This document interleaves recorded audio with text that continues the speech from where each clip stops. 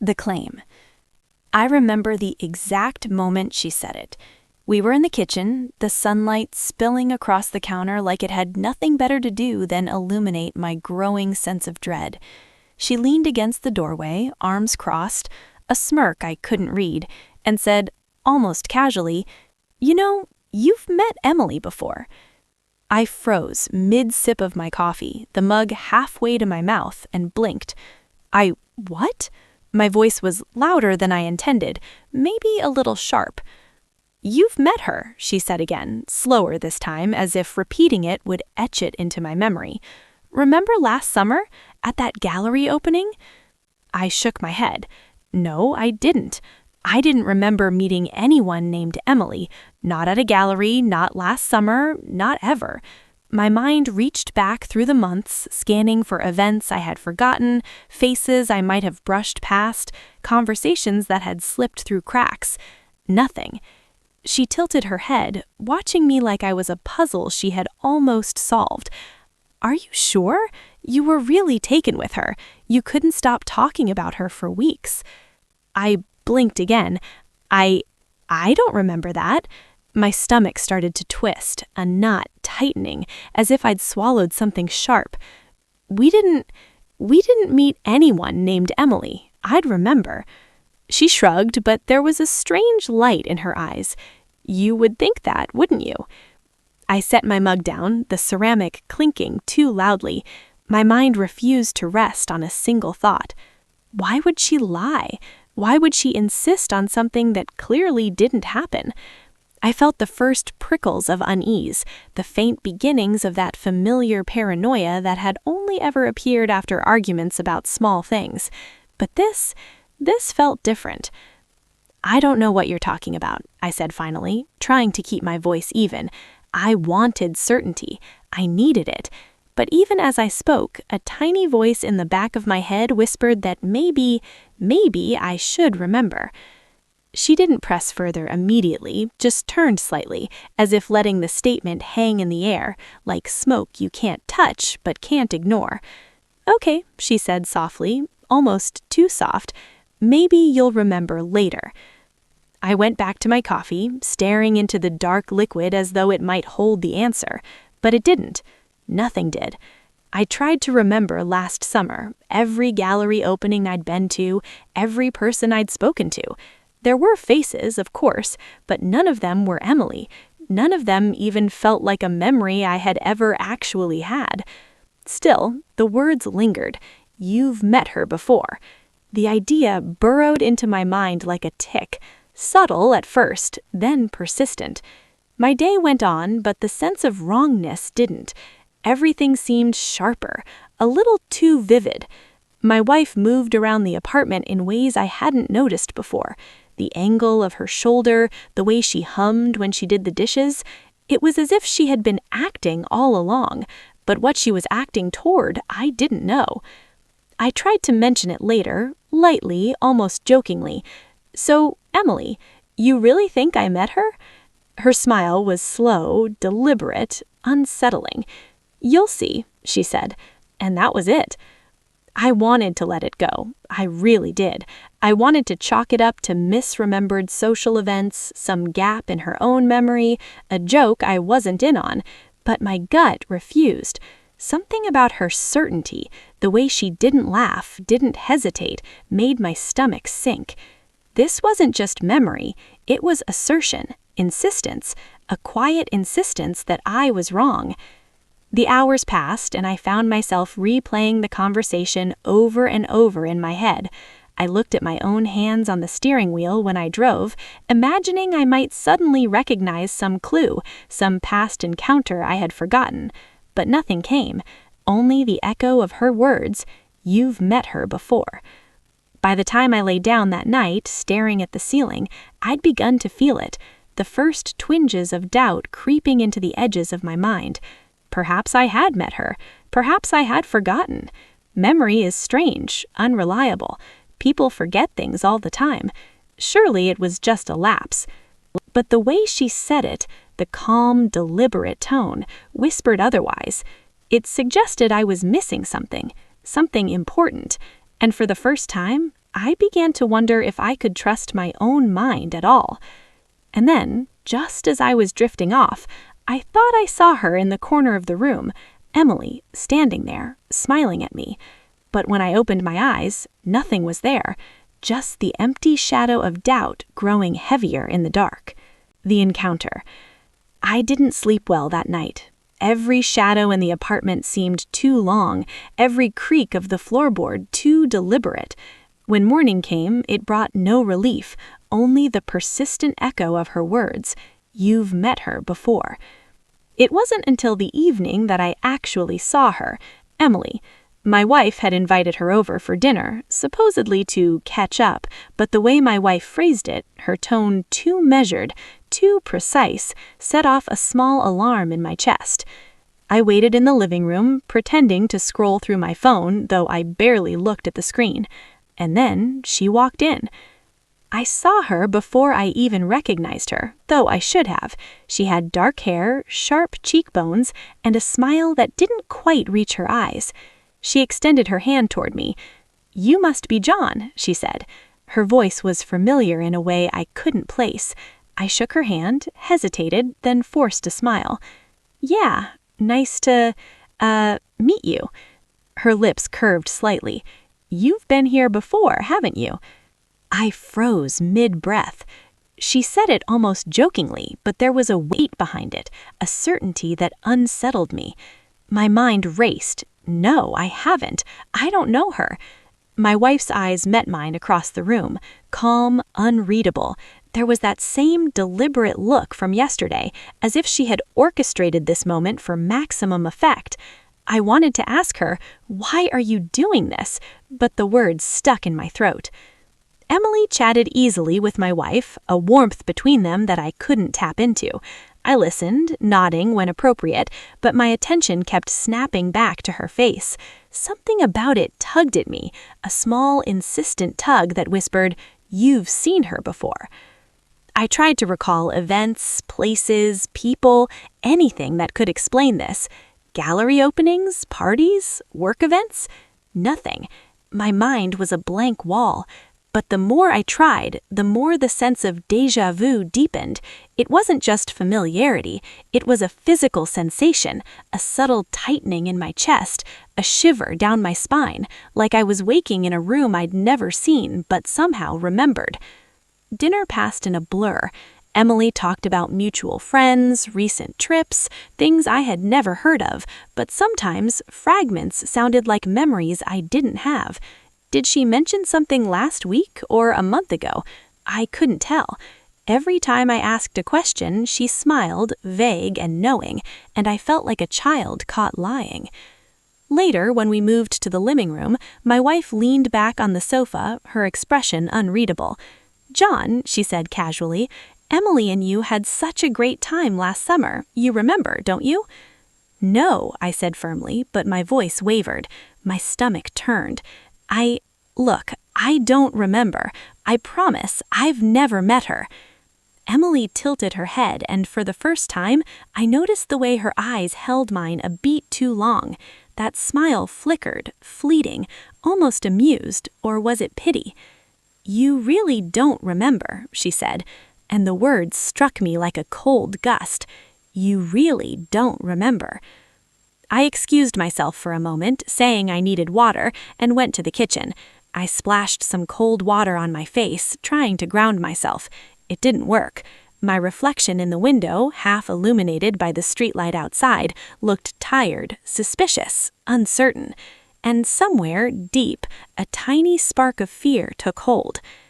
I returned to the living room, but Emily was different somehow. Not physically, nothing like that. Her presence had shifted, a subtle intensity I couldn't place.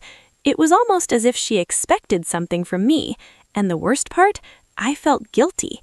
Guilt for a memory I didn't have. Guilt for something I couldn't remember. The night ended with polite goodbyes, Emily smiling at me as if she knew a secret I would never recall. My wife's hand brushed mine as we closed the door behind her. "See," she said softly, almost triumphantly. "You knew her. You do remember." "I don't," I whispered, more to myself, but inside, I wasn't sure anymore. I lay awake long after the lights were out, running through every detail of the evening, the way Emily laughed, the tilt of her head, the familiarity I felt but couldn't place. It all pressed against my mind like water against a dam. My wife was calm and collected, and every time I tried to confront her, her responses were just enough to make me question myself. Sleep came in fits, shadows dancing at the edges of my vision, a memory, or maybe a hallucination, of Emily standing in the corner of my bedroom. I told myself it was nothing. It had to be. But deep down, I knew something had shifted, something fundamental. My memory, my perception, my trust in what I knew to be true, they were unraveling, and I had no idea where it would lead. The memory gap.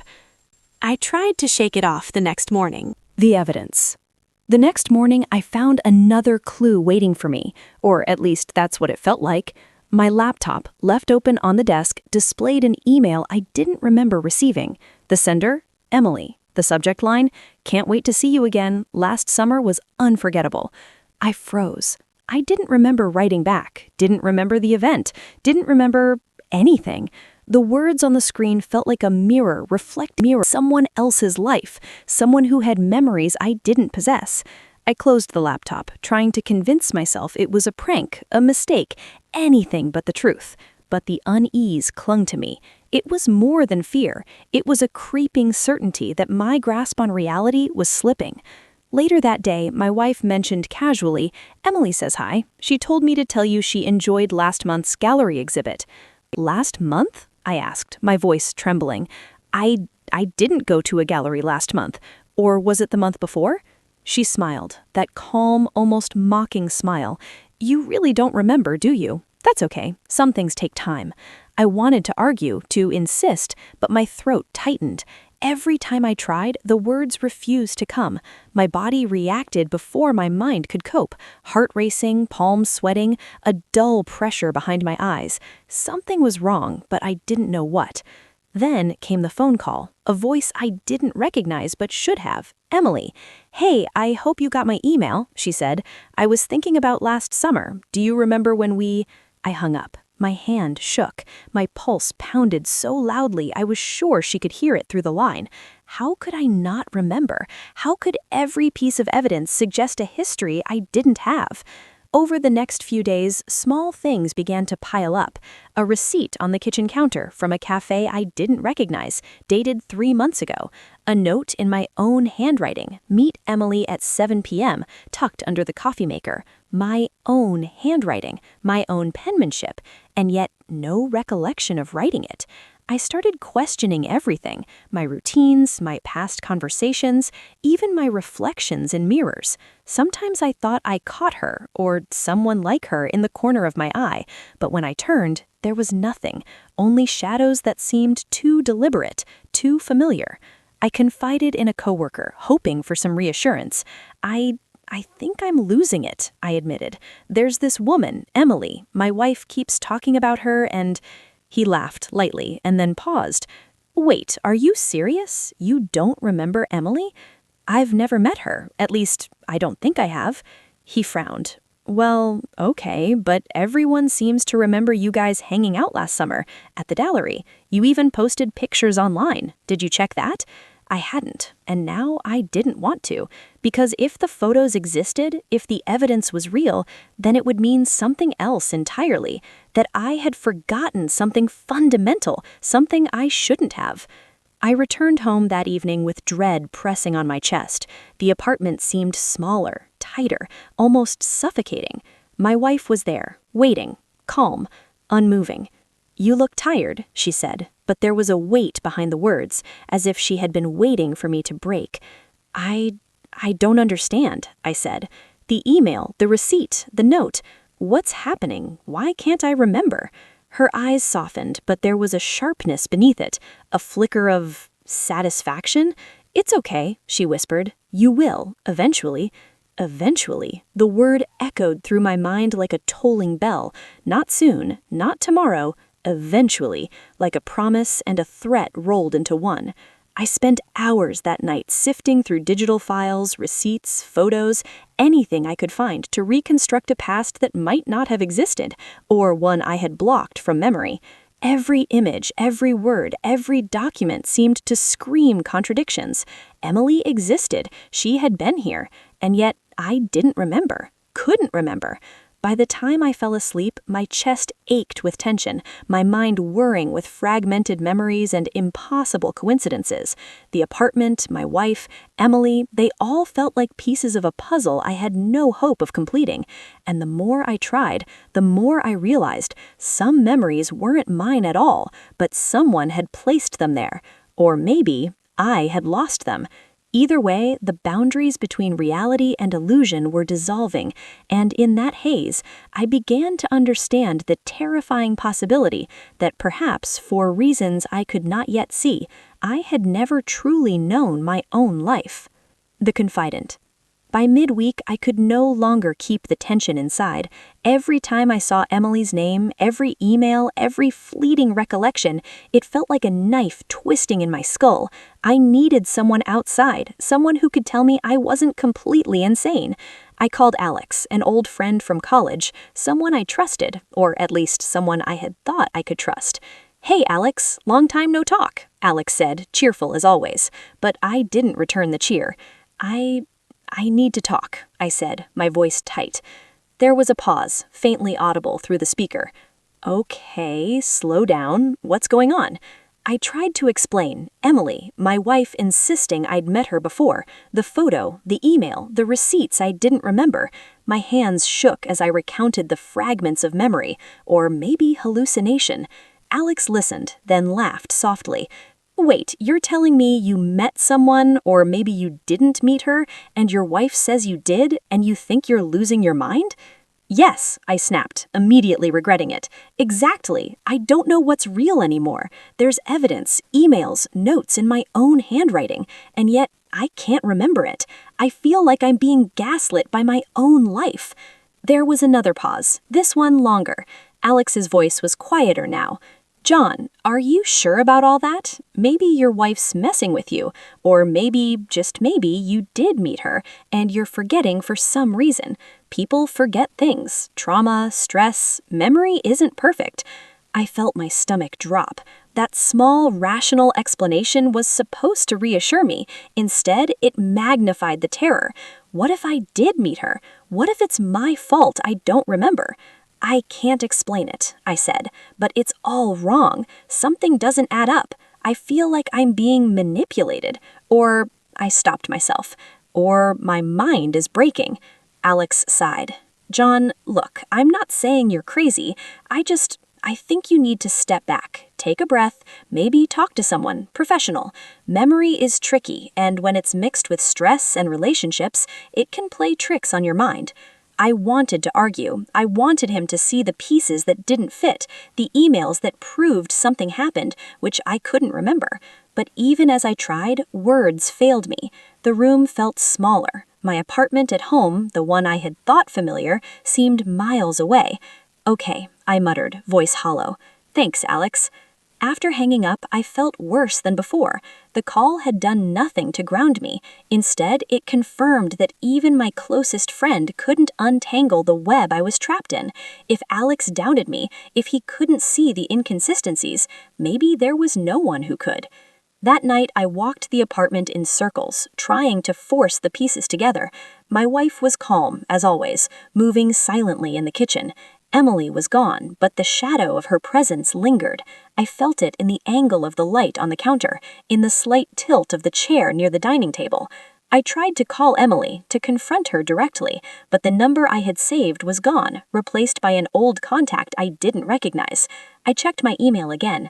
The messages remained, but something subtle had changed. Phrasing, timing, details, almost like someone had edited them after the fact.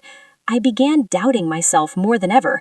Had I ever truly met her? Had I written the note, typed the email, even gone to the gallery? Or had my mind fabricated an entire sequence of events, planting memories that weren't mine? Sleep didn't come that night. Shadows moved differently than they should have. Every floorboard creak became a question. Was it Emily, my wife, or just my imagination running wild? By the dawn, I realized something chilling. I wasn't just questioning memories, I was questioning my own existence within those memories. The life I had thought I knew, my routines, my history, my marriage, was slipping thread by thread through the fingers of my mind. And the most terrifying thought of all, what if the person I feared losing control over the most was me? The Confidant. By Saturday evening, I couldn't take it anymore. Every step in my apartment felt heavy, weighted with anticipation. Every glance at my wife made my chest tighten. I needed answers, even if they hurt, or even if they proved I had lost my mind entirely. I found her in the kitchen, chopping vegetables with deliberate, calm movements. She didn't look up when I entered. "We need to talk," I said, my voice tight. She paused, knife suspended midair, and slowly turned toward me. Her eyes were calm, too calm, precise. "About what?"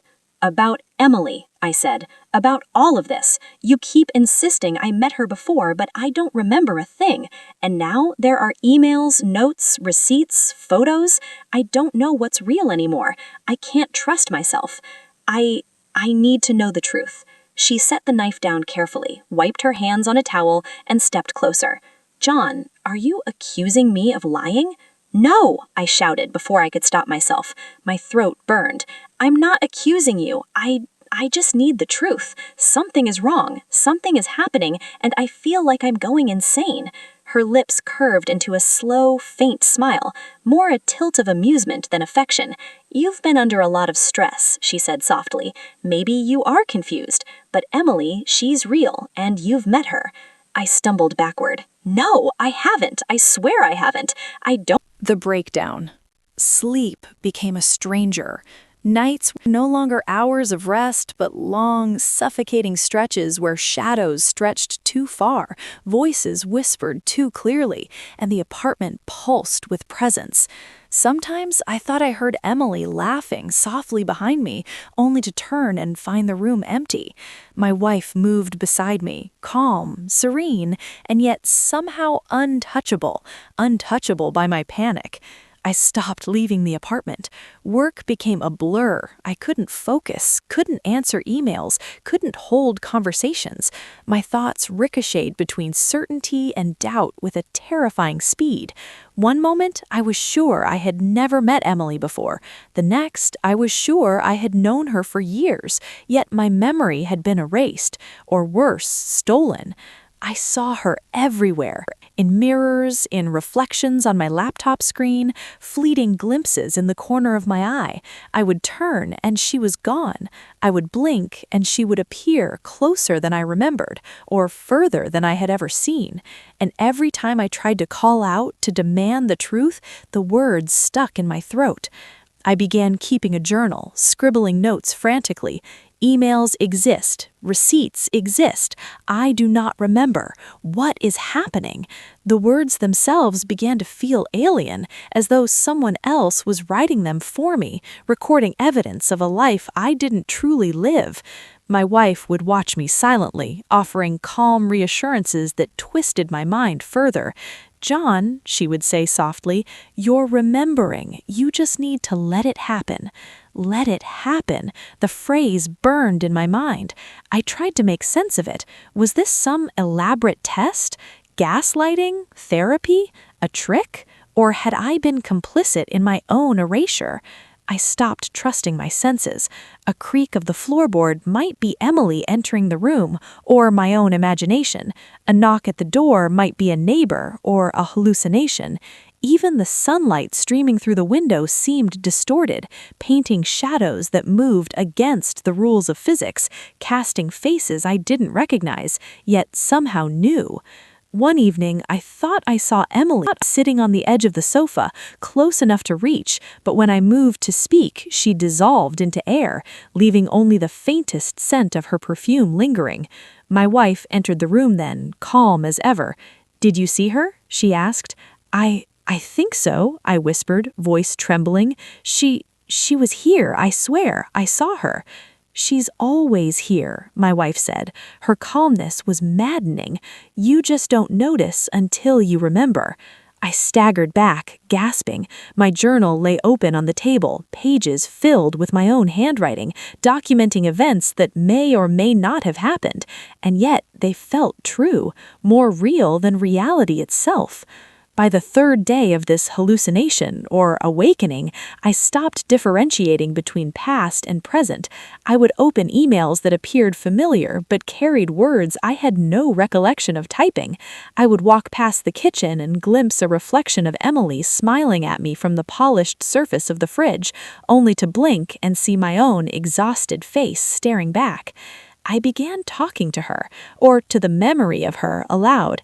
"Emily, what is happening? Why are you doing this?" My voice echoed in the apartment, unanswered, and yet I could feel her presence in the spaces I left empty. My body reacted as if she were there, a chill down my spine, a warmth on my shoulder. My wife observed me silently, and the calmness in her gaze became unbearable. "John," she would say softly, "you're remembering. You just need to let it happen." Let it happen. The phrase burned in my mind. I tried to make sense of it. Was this some elaborate test? Gaslighting? Therapy? A trick? Or had I been complicit in my own erasure? I stopped trusting my senses. A creak of the floorboard might be Emily entering the room, or my own imagination. A knock at the door might be a neighbor, or a hallucination. Even the sunlight streaming through the windows seemed distorted, painting shadows that moved against the rules of physics, casting faces I didn't recognize, yet somehow knew. One evening, I thought I saw Emily sitting on the edge of the sofa, close enough to reach, but when I moved to speak, she dissolved into air, leaving only the faintest scent of her perfume lingering. My wife entered the room then, calm as ever. "Did you see her?" she asked. I think so," I whispered, voice trembling. She was here, I swear. I saw her." "She's always here," my wife said. Her calmness was maddening. "You just don't notice until you remember." I staggered back, gasping. My journal lay open on the table, pages filled with my own handwriting, documenting events that may or may not have happened, and yet they felt true, more real than reality itself. By the third day of this hallucination, or awakening, I stopped differentiating between past and present. I would open emails that appeared familiar but carried words I had no recollection of typing. I would walk past the kitchen and glimpse a reflection of Emily smiling at me from the polished surface of the fridge, only to blink and see my own exhausted face staring back. I began talking to her, or to the memory of her, aloud. "Emily, what is happening? Why are you doing this?" My voice echoed in the apartment, unanswered, and yet I could feel her presence in the spaces I left empty. My body reacted as if she were there, a chill down my spine, a warmth on my shoulder. My wife observed me silently, and the calmness in her gaze became unbearable. "John," she would say softly, "you're remembering. You just need to let it happen." Let it happen. The phrase burned in my mind. I tried to make sense of it. Was this some elaborate test? Gaslighting? Therapy? A trick? Or had I been complicit in my own erasure? I stopped trusting my senses.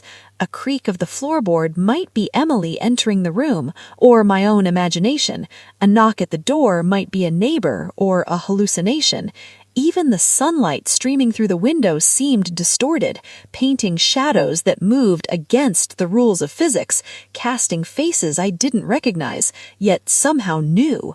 One evening, I thought I saw Emily sitting on the edge of the sofa, close enough to reach, but when I moved to speak, she dissolved into air, leaving only the faintest scent of her perfume lingering. My wife entered the room then, calm as ever. "Did you see her?" she asked. I think so," I whispered, voice trembling. She was here, I swear. I saw her." "She's always here," my wife said. Her calmness was maddening. "You just don't notice until you remember." I staggered back, gasping. My journal lay open on the table, pages filled with my own handwriting, documenting events that may or may not have happened, and yet they felt true, more real than reality itself. By the third day of this hallucination, or awakening, I stopped differentiating between past and present. I would open emails that appeared familiar but carried words I had no recollection of typing. I would walk past the kitchen and glimpse a reflection of Emily smiling at me from the polished surface of the fridge, only to blink and see my own exhausted face staring back. I began talking to her, or to the memory of her, aloud. "Emily, what is happening? Why are you doing this?" My voice echoed in the apartment, unanswered, and yet I could feel her presence in the spaces I left empty. My body reacted as if she were there, a chill down my spine, a warmth on my shoulder. My wife observed me silently, and the calmness in her gaze became unbearable. "John," she would say softly, "you're remembering. You just need to let it happen." Let it happen. The phrase burned in my mind. I tried to make sense of it. Was this some elaborate test? Gaslighting? Therapy? A trick? Or had I been complicit in my own erasure? I stopped trusting my senses. A creak of the floorboard might be Emily entering the room, or my own imagination. A knock at the door might be a neighbor, or a hallucination. Even the sunlight streaming through the window seemed distorted, painting shadows that moved against the rules of physics, casting faces I didn't recognize, yet somehow knew. One evening, I thought I saw Emily sitting on the edge of the sofa, close enough to reach, but when I moved to speak, she dissolved into air, leaving only the faintest scent of her perfume lingering. My wife entered the room then, calm as ever. "Did you see her?" she asked. I think so," I whispered, voice trembling. She was here, I swear. I saw her." "She's always here," my wife said. Her calmness was maddening. "You just don't notice until you remember." I staggered back, gasping. My journal lay open on the table, pages filled with my own handwriting, documenting events that may or may not have happened, and yet they felt true, more real than reality itself. By the third day of this hallucination, or awakening, I stopped differentiating between past and present. I would open emails that appeared familiar but carried words I had no recollection of typing. I would walk past the kitchen and glimpse a reflection of Emily smiling at me from the polished surface of the fridge, only to blink and see my own exhausted face staring back. I began talking to her, or to the memory of her, aloud. "Emily, what is happening? Why are you doing this?" My voice echoed in the apartment, unanswered, and yet I could feel her presence in the spaces I left empty. My body